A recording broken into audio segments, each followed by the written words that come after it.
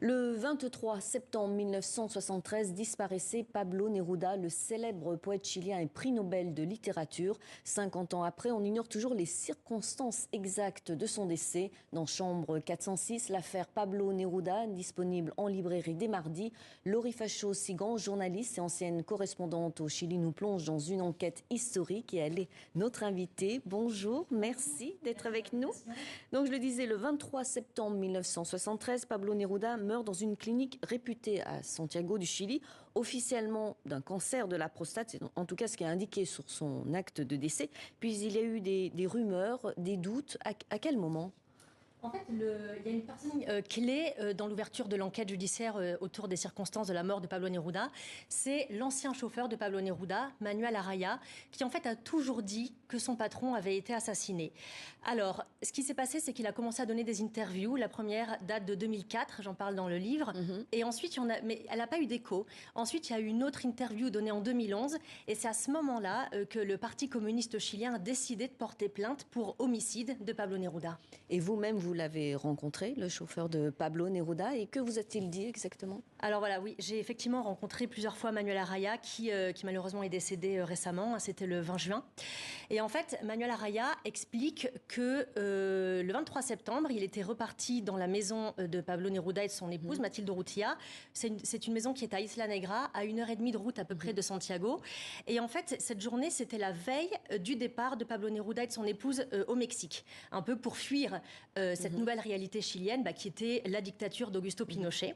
Et ce que Mathilde Urrutia, la veuve de Neruda, raconte et Manuel Araya, c'est qu'en fait, alors Mathilde dit qu'elle a reçu un coup de fil le 22 septembre. Manuel Araya date ce coup de fil du 23.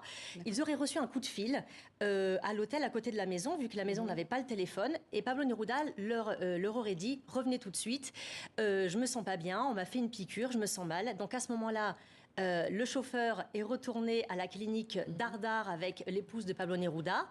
Et là, Manuel Araya raconte qu'un médecin lui a demandé d'aller acheter un médicament que la clinique n'avait plus. Et à ce moment-là, il raconte être sorti de la clinique pour aller à une pharmacie en voiture. Et là, il a été arrêté par les forces de l'ordre et conduit au stade national où il a été torturé pendant plusieurs jours, pendant 30 jours environ. Et ce jour-là, donc, à 22h30, Pablo Neruda est mort. On lui aurait fait une piqûre au niveau de l'estomac, c'est ce qui est précisé. Alors ça, effectivement, ça c'est la version de Manuel Araya. Ce qui est intéressant, c'est qu'en fait, dans l'affaire de la mort de Pablo Neruda, il y a plusieurs versions qui se contredisent. Mais en tout cas, il y a un dénominateur commun dans plusieurs versions. C'est effectivement l'histoire d'une piqûre, une injection. Mathilde Urrutia, donc l'épouse de Neruda, raconte dans son autobiographie que je cite aussi dans mon livre. C'est une autobiographie qui a été publiée après sa mort en 1986.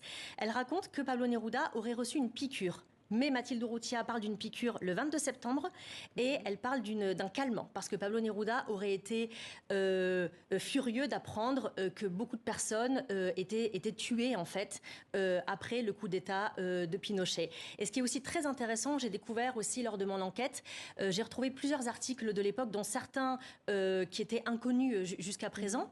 Et dans un article d'ailleurs d'un journal de droite et qui a disons plus ou moins soutenu le coup d'État, El Mercurio, dans ce journal aussi, le journaliste raconte que Pablo Neruda a reçu une piqûre. Donc effectivement, c'est vraiment l'une des questions. Est-ce que Pablo Neruda a reçu une piqûre ? Si oui, de la part de qui ? De quel médecin ? Quelle infirmière ?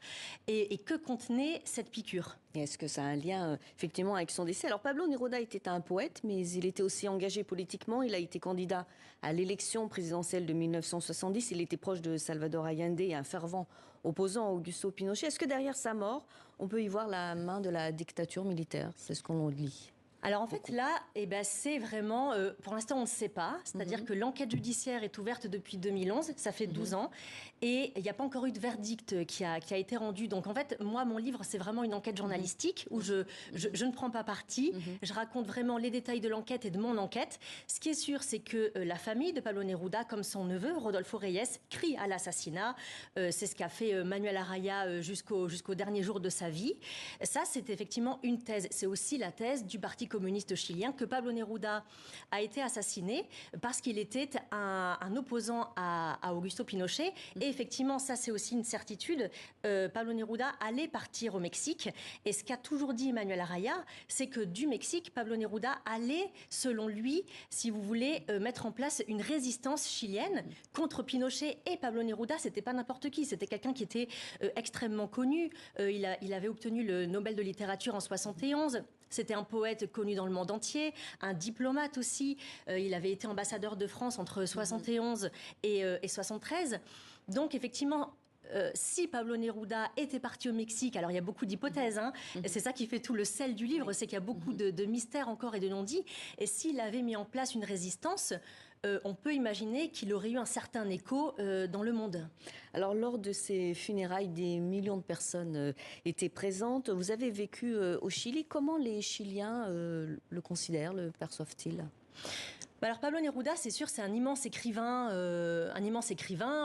avec un héritage culturel qu'on peut pas nier. Il y a deux Chiliens, alors un Chilien et une Chilienne, Gabriela Mistral, qui ont obtenu le Nobel de littérature. Donc c'est une grande figure culturelle. Et puis c'est sûr que quand il y a des rebondissements aussi dans cette enquête, alors ça n'a pas toujours fait la une de la presse, mais c'est vrai que là en 2023, quand des experts scientifiques ont rendu leur rapport à la juge, là c'est vrai que la presse chilienne s'est largement emparée aussi du sujet. Donc c'est une personne dont on parle encore aujourd'hui beaucoup au Chili, et avec aussi le fait que sa mort reste non élucidée, et le Chili s'apprête à commémorer d'ici quelques jours les 50 ans du coup d'État, et ça vraiment beaucoup de Chiliens en parlent. Il y a encore beaucoup de débats sur les circonstances du coup d'État, et il y a encore il y a des personnes qui soutiennent le coup d'État, qui soutiennent Augusto Pinochet, et un président actuel de gauche et son gouvernement évidemment qui soutiennent pas du tout ce qu'a fait Augusto Pinochet.